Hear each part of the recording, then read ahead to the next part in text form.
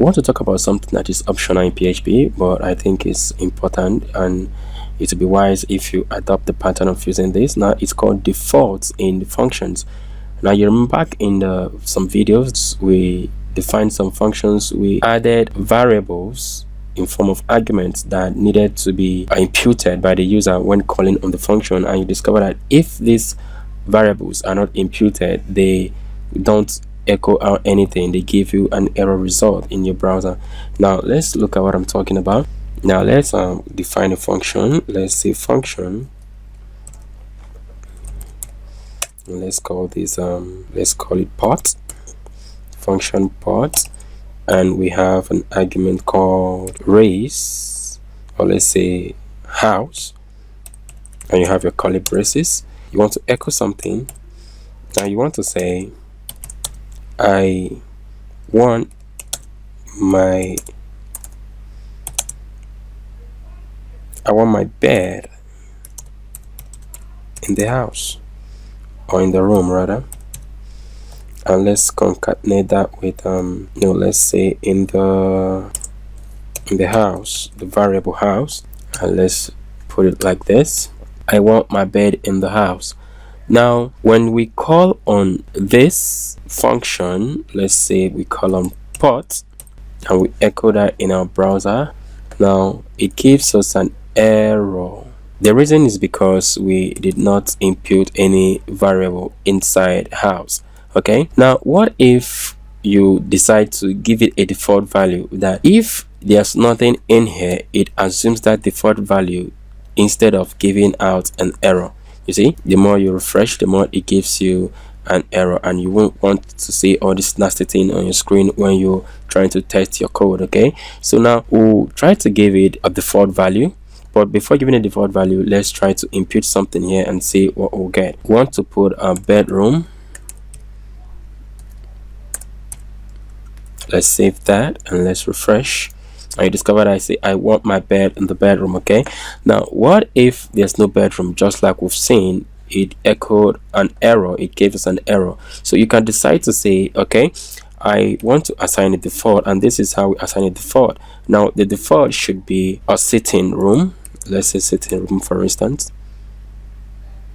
sitting room, and we need to put up quotes there. Okay, now if there's no bedroom here, if you refresh this, you'll discover that it changes and gives you the default instead of giving you an error. Okay, so it's very important at time when you're defining a function to use a default value so as not to encounter errors while testing your code. Now if we decide to write something else, let's say bathroom, you discover that when you refresh, it changes from sitting room to bathroom. Now it only gives you the sitting room if and only if there's nothing written inside the arguments area of your function when calling on it. Okay, so let's look at let's give two arguments. Let's say I want my, let's give another variable, let's say furniture. Let's just say fun for that, and here let's call on the variable, let's say fun. Say I want my phone in the house. Okay, and you gave only, say I want my chair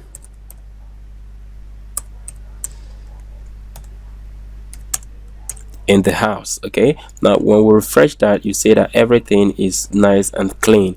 But what if you decide to erase bathroom, or let's assign a default for fun, and let's say the default is table.